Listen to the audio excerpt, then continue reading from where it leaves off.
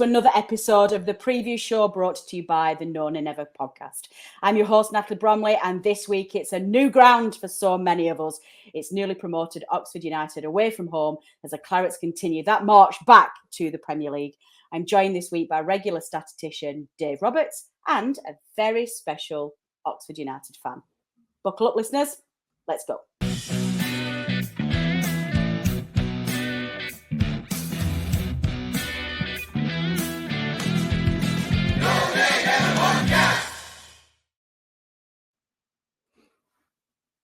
Good evening, Dave. Good evening, Jack.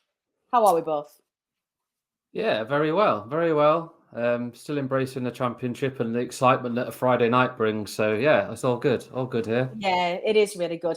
Yes, listeners, obviously we know who we have here. We are joined, of course, by the best viewing football stat man, Dave Roberts, who's going to be giving us all the stats and facts that we need ahead of this brilliant fixture that we're all looking forward to this weekend. But our special guest this week is Jack from the Manor Podcast, who is our Oxford United fan, who is going to basically be introducing you to our opposition and telling us everything that we need to know about the club, about the manager, about their expectations, and importantly, who we need to look out for this weekend. So let's dive straight in. Jack, we're going to start this episode with our usual format. Dave is going to give us a couple of stats. I'm going to come to you with a couple of opening questions. It's all going to be very friendly. We want to get to know you. This is you're newly promoted in the championship, new ground for most of us. We want to know all about our opposition. So Dave's going to kick us off, please, with a couple of stats before we come to you with our first questions. Yeah, it's more than 24 years since Burnley faced Oxford United. That was in the 1999-2000 season in the third tier, in a campaign which memorably ended in promotion for Burnley. This season is the first time since then that Oxford United have climbed as high as the second tier of English football. They also spent 4 seasons out of the Football League between 2006 and 2010 in the Conference, now known as the National League, but have worked their way back up. Burnley have only played at Oxford 9 times. 7 of those times were in the league and twice in the FA Cup in the third round on both occasions. So they aren't a team we've come up against too often in the past. Although we lost both cup ties, there have been 3 victories for the Clarets in past away meetings in the league, but we'll hear a bit more about that a little bit later on. We certainly will. I think Jack, as Dave's alluded to there, it's not a fixture and it's not an opposition that we're very familiar with. It's been an entire generation that it's been since we last played you. I'm going to kick us off with your introduction to Oxford by taking you back a season. Obviously, promoted last season through the playoffs, beating Bolton in the playoffs, which we all laughed at because we do not like Bolton at Burnley. So we were very pleased to see you go up there. I guess take us back and start us off with a bit of a summary of how last season ended for you, how it feels to be back in the Championship, and just generally where you are as a club at the moment. Blimey, it was a weird season because we started off so well under the now former manager Liam Manning, who walked out on us after 11 games to go to Bristol City. Kind of shocked everyone because he'd spoken so much about this big project that he joined Oxford for, and kind of the longevity of it appealed to him. But off he went after 11 or 12 games. Appointed a new manager in, kind of a homeboy, born and bred Oxford United fan, Des Buckingham. And the kind of middle of the season, slow start. Didn't really have a system that anyone picked up on, really. And then we got to March time, got demolished 5-0 by your friends down the road in Bolton, and everyone was writing the season off, really. And then flash forward 2-3 months, we're beating Bolton again comprehensively at Wembley, and the summer suddenly becomes a celebration. So it's a roller coaster season, which doesn't normally happen in the kind of promotion season. You normally feel like you feel like you're going to get there regardless, but it kind of caught everyone by surprise. I think we went in as the underdogs to the playoffs, definitely. Bolton thought they'd walk it on the day, which was even more funny, travelling home, seeing all their sad faces. So, yeah. And you've touched on it already. 20, 24, 25 years away from this level. And it's a whole generation. There's a whole load of Oxford fans who weren't born last time we were at this level. I'm lucky enough or old enough to remember being in, the Championship or Division 1 as was. So it's lovely to be back. It's lovely to look at the fixture list and see well, yourselves, to me, are a Premier League club from the last 10 years or so. You lead all the classic, and Leeds, West Brom, Sunderland. exactly, and the fixture list, exactly this. So yeah, we're living the kind of the dream at the minute, and we're not doing too badly either. So it's been a good start. Very well. You're doing very well. You're doing a lot better than people expected. So you talked then about not expecting promotion last season, and something obviously changed mid-season. What was it that changed? Was it just a new manager, or how did you go from just being, I guess, predicting that you were going to stay in League One to being playoff contenders and getting that push right at the right time? What was it that was a change? I mean, there's probably, as much as I don't want to say, you've got to give some credit to the old manager. So he'd come in kind of the season before and basically kept us up after Carl Robinson had left, and the club was in a bit of a mess, in all honesty. Various things going on off the field. The recruitment had been poor. Liam Manning came in. There's a bit of a change in the recruitment team. So the kind of foundations were built slowly. Obviously, when you lose your manager who's trying to build this project, there's kind of that curveball effect, and it can go either way. And it was just slow under Des to begin with. I think he was kind of assessing how good the squad was. Could they play to his style, which is a bit different to the previous managers, all this kind of thing. And it was just kind of a case of slowly. He brought a few players in January, and he'd begun to see these kind of green shoots of what his style was going to be, how he wanted to play, the players understanding his style. And it was just, it was that kind of slow transition. And we got on a run, then went on a bad run. And then, the last few games was literally a mini roller coaster season in itself. It looked like we were certain for the playoffs. Then we dropped back out of them. Then we got back into them again. And it was just, I think for everyone involved, all the fan base, you didn't know what was going to happen one week to the other, right through until the Wembley game, where we arguably produced our best performance, most complete performance anyway of the season. Yeah. And, a Bolton team that had been up there all year. It's just, and football's a funny old game, isn't it? You never know what to expect. And, luckily enough for us, when you look back, we ended up getting promoted, which I don't think, after that 5-0 in March, anyone would have dared put money on it. So, it's just football, eh? It definitely is. That's why we love it. It's why we love the pyramid as well. It's why, you've got to have the jeopardy to appreciate the highs. I think that's a really important part of us all as football fans. And you get that in the AFL, I think, more than you get in any other sport across the world. Dave, it really reminds me of our promotion season in 2009 when we won the playoffs to the Premier League the very first time. We were just mid-table, expecting to, maybe have a push for the playoffs, but expecting 9th or 10th. Then we get beat by Spurs in the League Cup, and we use that as a springboard, and we get through the playoffs as well. It's some real shades there. So Jack, sticking with your manager, goodness me, he's had an international career for a manager who's only 39 years of age. So, talk us through your manager, and I guess, how do your fans feel about your manager, and what are his expectations for this season? Yeah, I mean, it's a pretty unique CV. As you say, he's not touching 40 yet, and he's managed in New Zealand, Australia, India, had a season at Stoke in their kind of coaching setup. But historically, he's an Oxford fan, born in Oxford, used to watch us at the old Manor ground, was in the academy, but didn't make it for various reasons, and turned his kind of attention straight to coaching.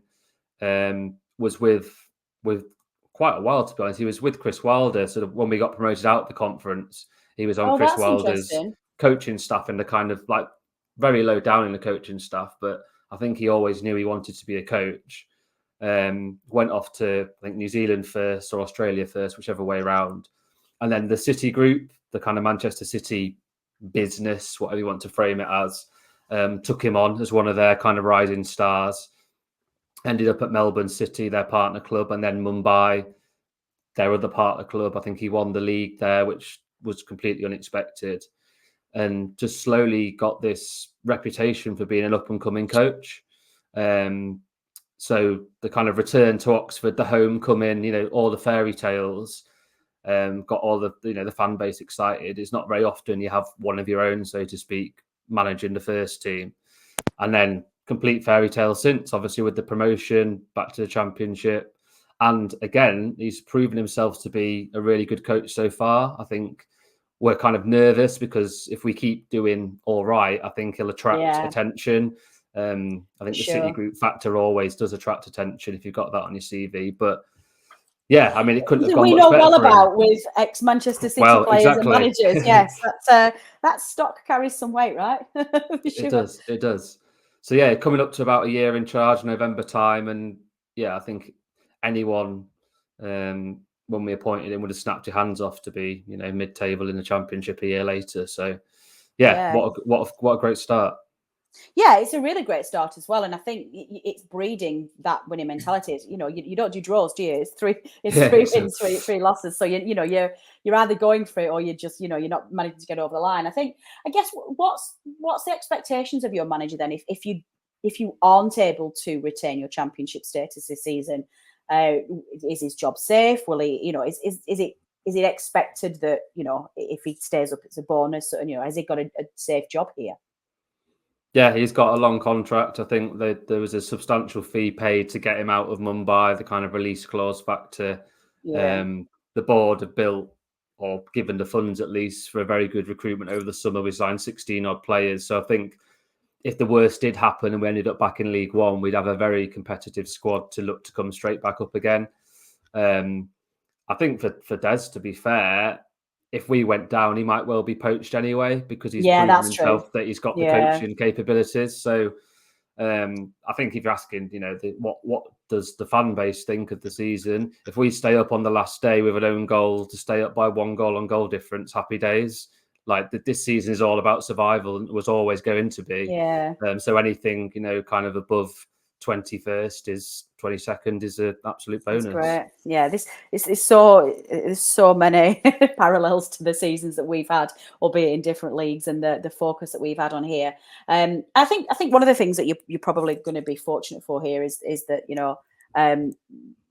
at the moment it is very early on in the season, and you are right though. We were talking to a couple of fans this season about this. If you start doing well, it's you want to fly under the radar in your first Championship season. You kind of almost want to be just 2 or 3 steps above the relegation zone just to try and keep hold of your manager. But it certainly sounds like he's building well. Dave, going back then, let's hand back to you. We're going to have a look at a past match that has taken place for Burnley down at Oxford. What have you picked for your memory match this week, please? Well, we've actually gone for No Nay Never Remembers this week. It's the last time we played at Oxford United. That was Saturday, the 15th of April, the year 2000. And the final score, it ended up as a Burnley win. Burnley won 2-1. Oxford took the lead early on through Matt Murphy. And with 5 minutes left, the host was still leading 1-0. And it looked like it wasn't going to be Burnley's day. But a substitute, Paul Weller, crossed for Steve Davies to head an equaliser. That was after 85 minutes. And then another sub, a certain Ian Wright, crossed for Paul Weller to head in a stoppage time winner. The win seemed to give us renewed hope that automatic promotion might be a possibility, and so it came to pass. We sneaked in second place and went up automatically behind Preston North End. And for a change this week, because I don't think any of the No Nay Never team were there at that game, even Tom Whittaker was apparently watching it on CFAX. A bit topical with the 50th anniversary of CFAX this week. So for a change this week, we have the recollections of one of the Burnley players who played in that match from April 2000. In fact, it's the man who scored the winning goal, Paul Weller. He was our guest on a special podcast he recorded with me for No Nay Never back in March 2021. That was to coincide with the launch of his autobiography, Not Such a Bad Life. So we'll let Paul give his recollections of the build-up to that game and the match itself. Well, anyway, the team sheet goes up for Oxford, goes up a few days before because we're travelling. And then everyone's like, well, you're on it. And I'm like, yeah, good one.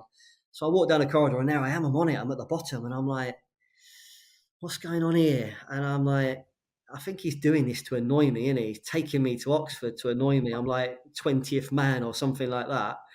But anyway, we get down there and I'm named on the bench. And I'm thinking, what's going on? I'm on the transfer list. He hasn't spoke to me in weeks. And I just thought this was mad. So anyway, laughing and joking, sat on the bench with Righty, and Righty being Righty, wow, we'll get on because we've gone one down, we'll get on and we'll save the day. And I went, yeah. I just getting on, we'll be happy. But yeah, sounds good. And he just said, you run down the line. He said, cross it, and I'll head it in. And I went, yeah, sounds good. Yeah. Well, anyway, Gaffer says, come on, you're going on. And I'm thinking, wow, this is out of the blue. Where's this coming from? Well, anyway, I don't know if you remember the game, but I do. I run down the right wing and I cross it, and Steve Davis is on the edge of the area and he volleys it in. He hooks it in, and everyone says, great ball, Walla. Well, I got it wrong. I was aiming for righty. But anyway, Steve Davis keeps telling me it was a great ball. 1-1. So we're like, wow, this is brilliant. Well, the rest is history, isn't it? Righty runs into the corner. He crosses it. I head it in. And, well, it was just unbelievable. We're just laughing and joking about that for weeks and weeks, me and Righty. I even went to a sportsman's dinner that he done, and he actually mentioned it over the tannoy. He said it was supposed to be the other way around. But, it was a strange comeback, because all of a sudden the press conference afterwards was about, oh, you've decided to come off the transfer list. And I was like, yeah. But it was Stan's mind games. Because I played that game and I didn't get involved in any more after that. So it was a bit of a weird one. But he told me in Portugal that year, once we got promotion, he came up to me in Portugal. He'd had a couple of beers, nothing stupid. And he just said to me, he said, next year's your year. He said, championship football is you. It's all about you. You'll be all right. To me, like, yeah, whatever. Yeah, all right. I've heard that one before. And it was, to be fair to him, he was brilliant in pre-season. He helped me through it all, encouraged, and went on and played, I think, 42 league games that year. It was something brilliant. So, yeah, it's a roller coaster comeback, but having the right man there helped. Having the Barneys with Stan, keeping your feet on the floor, telling you you're not right, and you think you know more at that younger age. But he was right, unfortunately, on Stan. Excellent stuff. Jack, do you remember that game at all? Or do you remember Ian Wright playing at Oxford? I do remember it. Yeah, so I would have been 9 years old. And we were talking about on our podcast the night actually about the fact that Ian Wright was, the complete kind of back end of his career, wasn't it? But the fact he played at the Manor and came on and was involved, you just kind of go through all these players that I've played against your club over the years, and he makes you realise that he played against some big players over time. But he did quite well for Burnley, didn't he? Scored a few goals in that kind of few appearances. Got us promoted. Yeah, got us promoted for sure. We'd have, and actually, it was a shift for us, I think, where Burnley started to understand the commercials of running a football club. We started selling half-season tickets. We got more, of the corporate hospitality done, and it just changed the business focus of the side. Because before then, we were, I don't think many football clubs back then, particularly in the EFL, were particularly good at the business side of a club. And I think that for us was a springboard about the importance of players and shirt deals and corporate hospitality, and just thinking a bit more strategically about how you can run the football club as a business. And I think that was a key time for us. It really was. Dave, let's hand over then. A couple more stats for us, please, before we head back to Jack for some more questions about how his season's going. Yeah, slightly better memory for Jack coming up. Burnley's heaviest away defeat at Oxford was in March 1996. The match finished Oxford United 5, Burnley 0. And substitute Paul Moody came on midway through the second half and managed to score a hat-trick in the final 13 minutes of the match. We've mentioned already that this Saturday's game will be at a new ground for Burnley fans. All of our previous 9 visits to play Oxford United between 1971 and 2000 were at the Manor ground, but this time we'll play at a stadium which was first used at the start of the 2000-2001 season. Controversially to some, it still bears the name of the club's former chairman, Feroz Kassam, although many Oxford United fans still prefer to call it United Stadium or even Grenoble Road. However, there are plans, apparently, for the club to move to a new stadium in Kidlington by 2026. Excellent. I love the audacity of Statman Dave coming on and telling Jack all about what Oxford fans be. Is that right? Can we fact check him? Has Dave just decided just to go a bit rogue here? And is that true? Yeah, it's right. It's right. Sadly, the old chairman still owns the ground. We pay him an extortionate rent. The ground remains unfinished, or has done for 23 seasons, whatever it is. Our lease runs out in 2026. So if we don't get planning permission in February for the new ground, we're in a big pickle, basically. we've had various ownership groups over the past 20 years try and buy the stadium from Mr. Kassam. He doesn't want to sell it or puts a stupid price on it. Potentially housing. So yeah, it's not a great situation to be in, but the new stadium plans look very good, and we're just all fingers crossed that the application goes through in February.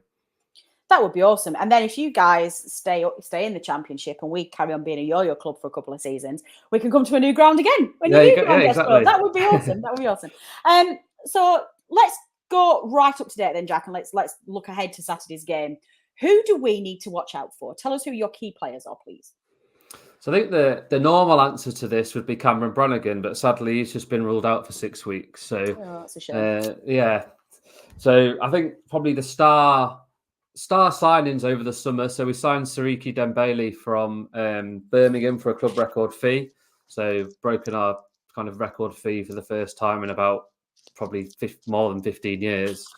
And he started really well. Tricky player. Obviously got a big move to Bournemouth from Peterborough early in his career. And he's starting to show flashes of why he got that move when he was younger. So he's looked really good. And then probably the other one is Idris El Mazouni, who we signed from Ipswich, but he's spent the last couple of seasons on loan at Leyton Orient. He's Tunisian midfield player, and we've been playing him a bit further forward than he has done in his career, and it's kind of benefited him and benefited us. Scored against whoever we beat at home the other week, whose name's now escaped me, but he started really well. And then Mark Harris, Championship Player of the Month in August. 4 goals in his first 4 games, or whatever the stat was. Missed an absolute sitter on Saturday, but we'll skip over that one. But yeah, and to be fair, even the players who came up through League One, so our 2 centre backs, Kieran Brown, Elliot Moore, have so far adapted to the level really well. And I think we're probably all quite pleasantly surprised at how well this squad that's been put together has adapted so far. Expected it to take a little bit longer than it has done. And it's fair play to the recruitment team, because they've gone for a bit of Championship experience, and people like Will Vauxhall, who was at Sheffield Wednesday, their Player of the Year last year. But equally, we signed some younger players who've got a bit of kind of point to prove, perhaps. Perfect blend for the Championship. So yeah, it's a nice blend. Yeah, it's a very good blend. And then I've missed out our kind of star man, star boy, as he's called, academy product, Tyler Goodrum, who kind of came through the last couple of seasons, and he's now on the fringe of the Island setup, and fantastic! Probably our biggest asset at the moment. So it's nice to be able to talk about good players, because we've not had that very much in the last few years. Yeah, no, it certainly does. In terms of playing style, one of the challenges that Burnley have faced so far this season is having to come up against, with the exception of Leeds and probably Sunderland, we've been in a perpetual cycle of having to face teams who've just done that Championship thing where they've put 11 men behind the ball, not really tried to be proactive in winning the game, and just trying to not get beat. And it's something that we've had not a huge amount of success so far, I guess Portsmouth aside, in breaking down. What can we expect from you? Can we expect that kind of quite solid, really good defensive display, or will it be, with you being at home, will it be a bit more of an open style? Yeah, so we've been pretty on the front foot, or tried to get on the front foot at home, but still with quite a lot of defensive discipline. So we've only let 1 goal in the 3 home games so far, and looked pretty solid. But with players like Dembele and Goodrum, we've got pace. We've got the ability to kind of attack and play on the counter as well. So that's another reason why Buckingham's getting kind of plaudits from wider places in football, is because he's happy to mix it up. He can switch his style in game if necessary, switch to tactics, etc. But we've definitely not got anywhere in the 6 games so far and parked the bus, so to speak. Good. I don't think that's his style. He wants to play football, and thus far, even in the games we've lost away, we've been well in games, and probably pretty unlucky to lose all 3 away, to be honest. But I don't think we'll be a part of the bus team at any point this season. Excellent. That is what I would like to hear. Looking forward to it. Good. I think it's going to be a really cracking game. I'm really looking forward to it. I think it's going to be, a really good battle, and I'll be really interested to see, how we fare against the side riding with confidence, essentially, and see how that goes. Dave, what are the key stats, please, ahead of this game at the weekend? Well, putting aside 2 FA Cup third round defeats. We lost twice in both those games. That was in 1971 and also 1984. Burnley have managed 3 away wins from 7 visits to play Oxford United in league matches, as well as the 2-1 win in April 2000, which we mentioned earlier. We also won 2-0 in April 1973, and we're also 2-0 winners in December 1980. So Burnley's overall past away record against Oxford United is played 9, won 3, drawn 2, and lost 4. We've scored 10 goals and conceded 15. Excellent stuff. Where am I heading next? Oh, I'll tell you where I'm heading next. I am going to tell our listeners where they can find Dave's stats. Sorry, listeners, I lost my place in my script for a brief minute then. Dave, you aren't just our stat man. You're a stat man for all of the people. You obviously get all of your stats together and put it on a really great website where Burnley fans can have a go on and get the information that they need. Obviously, those of you who are watching this show on our YouTube channel can see the visuals on the screen in front of you. But for those of you who listen to this episode on our podcast channels, Dave, how do our listeners find out more about your comprehensive collection of stats and facts? Well, you were going to record me a video, so I didn't have to say this every week. But yeah, it's maybe next time. Maybe next time. Damn it. There is a short link, bit.ly/Burnley Stats QL, and that will get you to kind of a menu. And then on there, there's a match database, there's match highlights, goal details. I've gone back and done descriptions of all the goals scored for and against Burnley, only about 16,000 or so, every sending off, every penalty scored and missed, internationals, shirts, there's all sorts on there. It is. I also love how very few preview shows go past without Dave reminding me about something else on my to-do list that I haven't done. It's like, fine, like we've not got enough to do, Dave. Okay, I'll record you a video. I'll do that next week. Just rounding off then our preview of the game this weekend, we're going to hand over to our own little cheeky chappy George Poole, who's going to give us the referee details ahead of this game, please.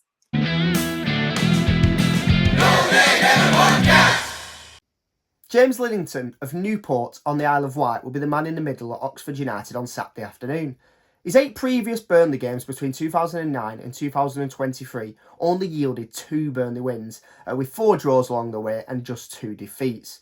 All of his last 3 games in charge of Burnley's outings were during our last season in the Championship in 2022-23. That season, of course, we conquered the Championship in style under Vincent Kompany, and he was the man in the middle for our opening game fixture at Huddersfield. He was also in charge for a couple of 1-1 draws away at West Brom and Millwall. I was there that night at Millwall, but missed our goal, would you believe, because I was getting a half-time pint. So the less said about that game, the better. In fact, in his previous 8 matches that were involving Burnley, only 1 of them has been at Turf Moor, with all of the other 7 being away from home, and that streak will of course continue this Saturday when we take on the recently promoted Oxford United.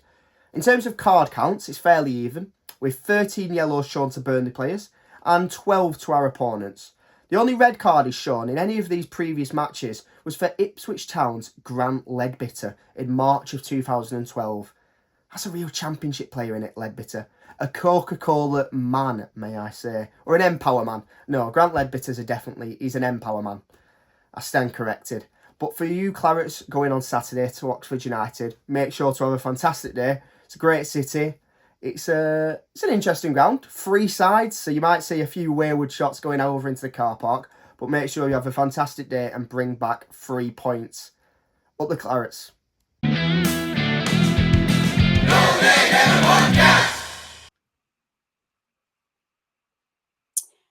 Jack, how are you feeling ahead of this game? Can you give us how you think it's going to go down and some score predictions, please? It would be great to round that off that way. I think yourselves are going to be a step up from what we've faced so far. I mean, you're one of the dead favourites to go straight back up, aren't you? So compared to those teams who we've played so far, I think it is going to be a step up. So it's going to be a real test for us. I think I'd snap your hand off now for a point. But to be fair, given our home record so far, and the crowd will be up for it because, as I said earlier, every game this season's kind of special in its own right, being back in the the second tier for the first time in so long. So I'd back us to get a point. I'll say a 1-1 draw. Excellent. Dave? That's what I say when I think we're going to lose. Every week. I'm going to be positive, and I'm going to say it's going to be a repeat of the 2000. I think Burnley are going to win 2-1, but I hope we don't have to score 2 goals in the last 5 minutes to do it. That's true. I was delighted to hear that you're not a team that's going to be parking the bus, because I think that's going to play into our hands. I think actually if you defend resiliently and we just struggle to break that down, I think that's where we are more inclined to get a 1-0 or even a draw. So I think you will give us maybe too many spaces. I think we'll be proactive. We've got better players back from injury and suspension this week. So I'm going to say I don't think we'll keep a clean sheet, because I think you are very dynamic and you've got a real goal threat there.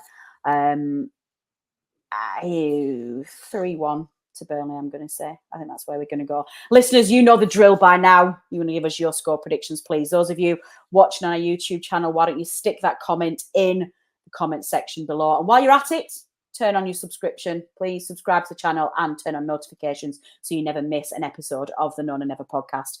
Those of you on our podcast channel, you can get a hold of us on the usual social media channels. Let us know who you think is going to score and what the score prediction will be. Okay, let's round off. Dave, you have picked for us a very, very bizarre EFL talking point this week. What on earth has been happening across the country? Well, I had a brief. You said I had to be quirky, so I've gone quirky this week. I've looked at the news, and the one thing that stood out to me was the bizarre scenes we saw from, I think might have been either later the weekend or early Monday morning, the sinkhole that appeared on AFC Wimbledon's pitch at Plough Lane. It was all a little bit bizarre, wasn't it? It kind of looked like a sand bunker from a golf course. And I think when the groundsman saw it first of all, he thought it was AI generated. Someone had kind of done an AI mock-up of what had happened at the ground. But no, it was very, very real. And they're having to pay the... Yeah, they're going to have to live with the consequences. They were playing Newcastle, weren't they? They've had to. Yes. That was postponed. They've switched. I think they're playing it next week at Newcastle. But then they've obviously got some pitch repairs to get done. But yeah, it's a very bizarre situation. All came about with the floods that have been happening further south. Yeah, definitely. I mean, Jack, that to me is just the most wonderful story that comes out of the EFL. It's like, just don't change EFL ever. It's like, it's just such a wonderful blend of old traditional grounds and grounds that are maybe falling into a little bit of disrepair.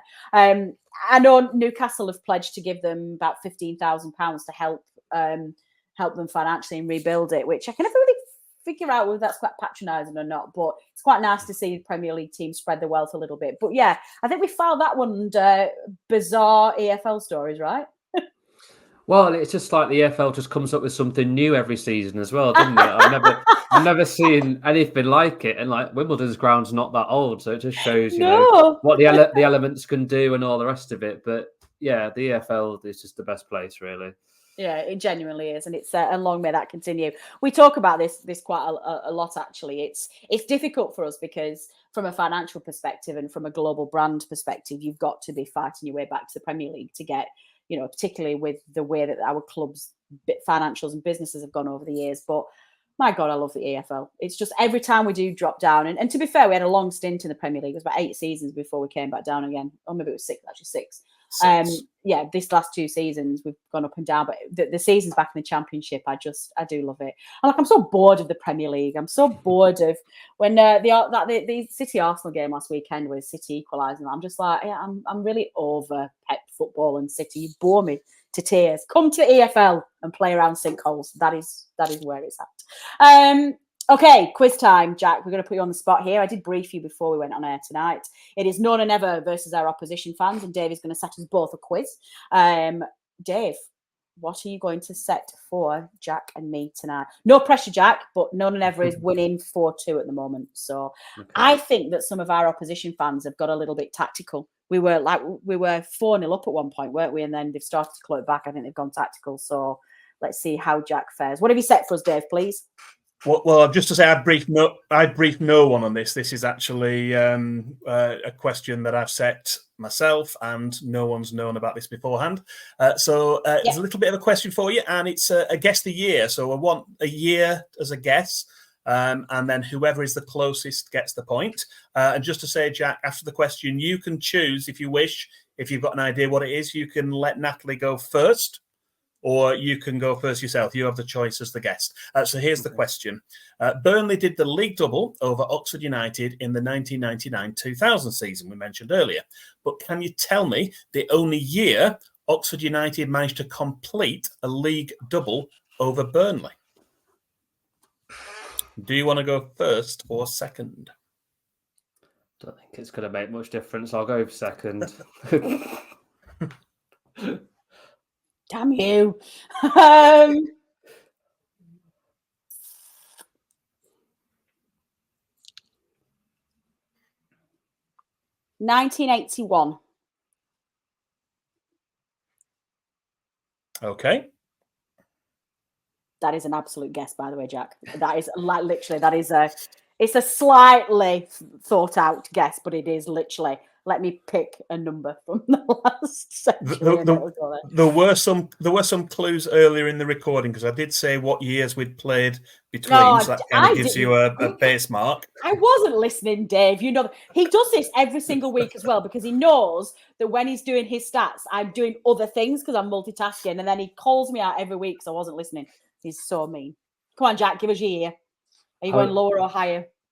I'm going closer to the current time. So I don't know.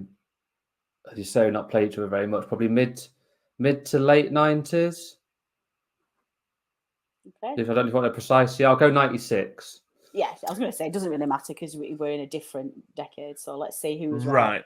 Well, I can tell you the correct answer was it was the 1995-96 season. So the double was completed in 96. You were spot on. Jack, does he get any bonus points for getting the actual year right, or is it just still a point? No, I think it's still a point. But you do get the absolute kudos of being the first person on either side, not just to get, the answer, but to get the exact year. So congratulations, Jack. That's outstanding. Again, there was a clue earlier, because I did say that they'd beaten us 5-0 in 1996. So if you kind of use that as a marker, but hey ho. I wasn't listening. I will listen next week. This be a lesson to me, because that has brought the scores bang up to 4-3. There is now just 1 point in it between None and Ever and our opposition fan. Let's wrap it up there. That has been all we have time for this week's preview show. Jack, what an absolutely fantastic guest you've been. We have loved being introduced to you. We've loved hearing about you. Thank you so much for taking the time out of your Friday night to introduce our listeners to Oxford. How do we get in touch with you, and how do we find out more about your own content? So I'm part of the Manor Podcast collection. So initially we were all kind of exiled Oxford fans spread around the north. But some of us are back in Oxford now. But yeah, we're at the Manor Podcast on Twitter or X or whatever you want to call it these days. We recorded our kind of pod earlier this week, so that's out to listen to. And on all the usual podcast sites. So yeah, check that out. Yeah, we definitely will do. And we would love to have you back on for the reverse fixture at the second half of the season if you're free. We'd love to catch up with you mid-season and see. Hopefully you've still got your manager, and hopefully you're still midway across that table. And hopefully we're not sulking about a really terrible game that we got absolutely beaten on the other side. So thank you, Jack. It's been lovely to meet you. Dave, thank you as ever to all of your contributions. Do please, listeners, check out Dave's website if you want to hear more about the stats and facts of Burnley Football Club. What is coming up? Well, we will be back with the analysis show on Tuesday, where the team will be looking. Will we? We've got a Tuesday game. Dave, do we have to do a weekend recording here?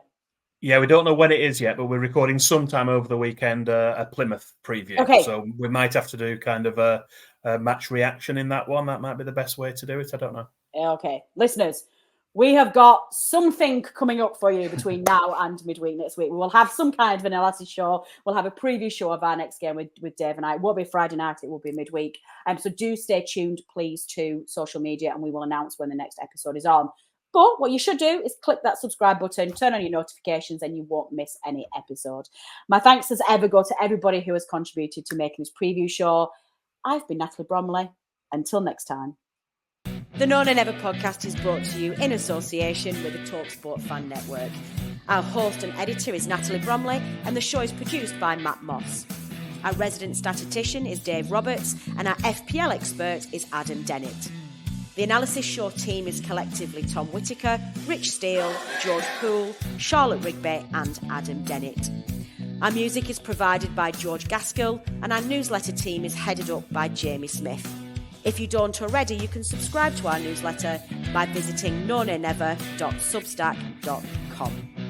Thanks as ever go to our partners talkSPORT. We are proud to be associated with the talkSPORT Fan Network.